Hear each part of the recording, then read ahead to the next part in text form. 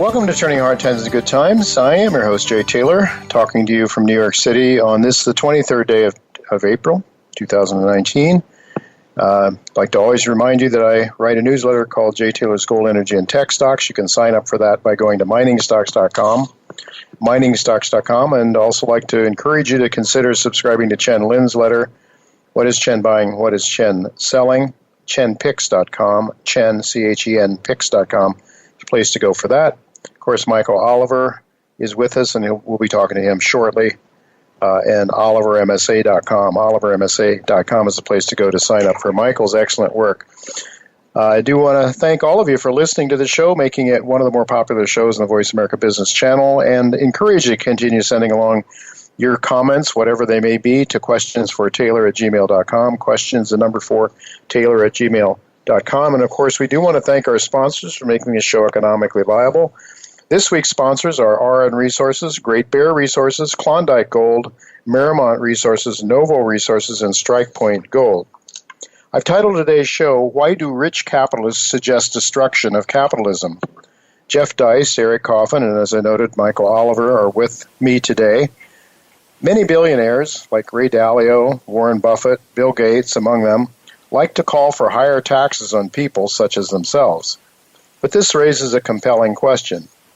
Would they have become rich in the first place under the kind of tax system that they now advocate? Would they have accumulated a critical mass of investment capital if taxes had consumed more of their profits along the way? Would they have been able to maintain sufficient capital expenditures in their respective businesses to stay dynamic? Or would revenue capital and personal wealth lost to the IRS have relegated these superachievers to the status of merely successful? Well, Jeff Deist will come along with some of his thoughts on that, on those questions, and Eric Coffin, he's going to be with me once again. We haven't spoken to Eric in quite some time. He'll be with me during the second segment after our first commercial break, and then we are privileged, as we are almost every week, to have Michael Oliver with us right now. Thanks for joining me, Michael. Hi, Jay. Interesting day. It is an interesting day indeed, and with gold getting weaker again this week and the dollar getting stronger, it's not surprising that many gold bugs are really discouraged. A longtime listener and subscriber to my newsletter named John sent an email that was fairly detailed, but for the sake of brevity, it can be boiled down to the following question, I believe.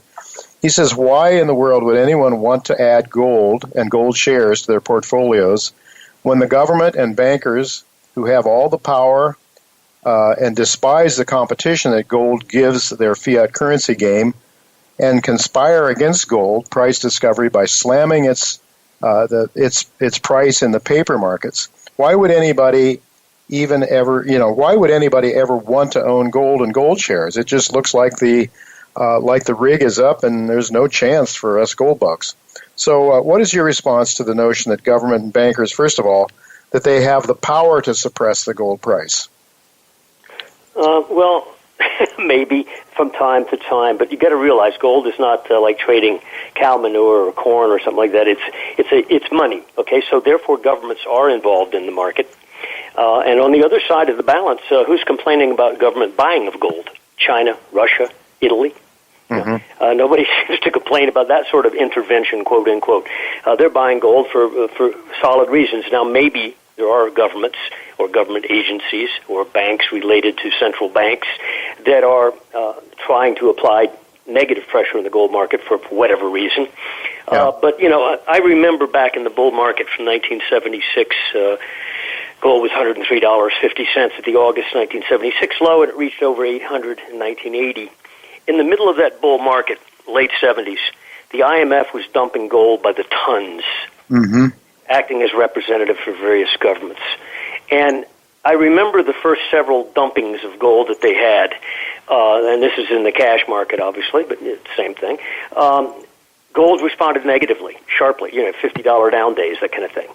But after a while, gold said, so what, and ate them up so that they would have auctions and there would be no dip at all. Mm-hmm. So there's a reality out there, an objective reality that exists in the world. And sometimes it might be distorted by folks who think they can intervene, and this includes governments and central banks, and intervene successfully over time. Well, they may be able to get away with it at certain points in time, particularly if they might be technically appropriate times. But then when it's technically inappropriate or the fundamentals have really compressed themselves to the point where they're defying reality, they'll be steamrolled. And it's happened many times. If central banks were always potent, we wouldn't have stock market crashes like we did in 2008. They fought it all the way down. They didn't succeed in stopping it. They're potent up to a point, then they become totally impotent. And when that becomes revealed to investors that they're impotent, and of course we've had 10 years now of their apparent potency, so the belief structure is pretty strong on their favor. Right. But when it comes unwound, it's a terrific wound ripping. And I think that's where we are right now. Now, in the case of gold, all I can say is if they control gold and didn't want it to go up, how come we're not at 1160 where we were last August? Right. How come we're not 1045 where we were late 2015? How come gold went from $1,000 to 1,920 between 2009 and 2011? So obviously they don't control things all the time. So I think that to some extent that's just cocktail conversation stuff, and I dismiss it. You have to be in gold. It is a reality.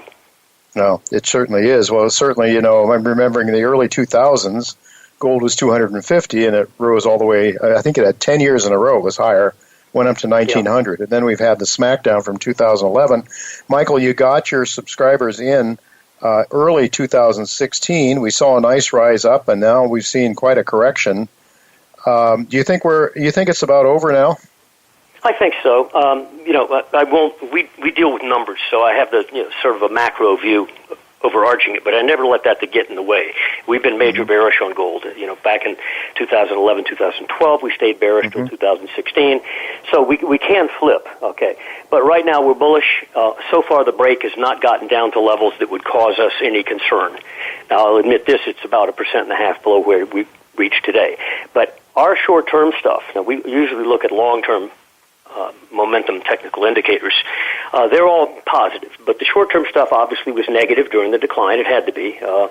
But it all looks aligned now such that if you get a day up in gold at this point forward of, $5 or $10, all the short-term stuff that we keep is flipping up with clean structure. Now, you cannot see it on a price chart, but when you look at the momentum charts, they're very clear dynamics with minor upside from current levels. Now remember, June gold's right now about 1273. The settlement today would be about 1273.30.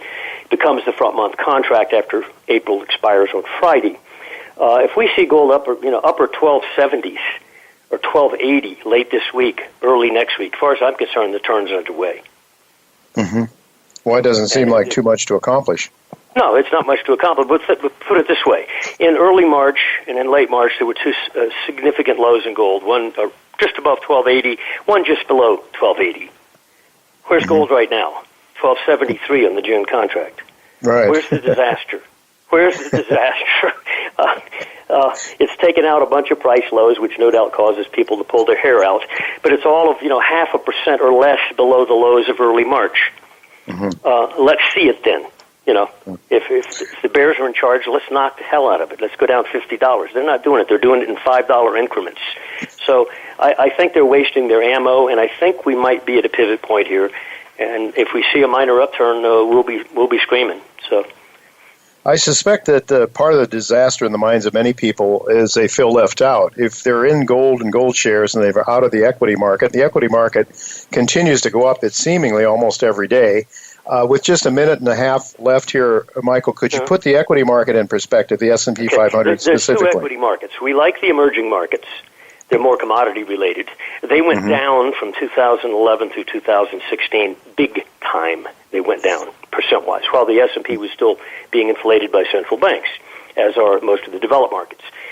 In context, if you ran a pension fund right now, you're barely up over the last year or so in the S&P. Yes, from the December low, it's been a nice rally, but it's redundant action. We're where we were last September. We're 1% or so above where we were January a year ago. So from the point of view of accumulating wealth over a span of now a year and a quarter, you're barely up. Yes, it's had a big rally, but it's been a rally from great depths. So you're getting a lot of redundant overlapping price action, which in our view, after 10, now 11 years of upside, is probably indicative, highly indicative of topping action. New highs in this index or that index don't impress us. Now, in emerging markets, a different story. They underwent a major bear market, so they're free to have a bull market now. They're fresh. They're coming from in-depth flows. They weren't supported by central banks. The Chinese government didn't keep Shanghai Composite from dropping from 5,200 to 2,400 in 3.5 years. They didn't stop it. They allowed it to occur. So its upturn is fresh. So totally different from the developed markets. So I think you have to sort of stand back and look at the charts, broader context. Sure. Well, certainly looking at previous tops like, 2000 or 1987. They took quite a while. I mean, these things are, some of those tops take quite a while, don't they, before you finally get some resolution? Take at least a year, and quite often there's another new high, like October of 2007. Fed generated that high deliberately. Everybody acknowledged they did. They drove it from the August low of 2007 up a couple hundred points in the S&P, which back then was more significant than it is now, made a new high, and it fell apart. So this one happens to be a bit broader, about a quarter wider in terms of time spent laboring. And they might make a new high. In fact, we suggested a month or so ago that if you might even go up to 3,000 on the S&P, which is to say a couple percent higher than the September high of last year. But it looks like a big widening topping pattern, and we don't trust it.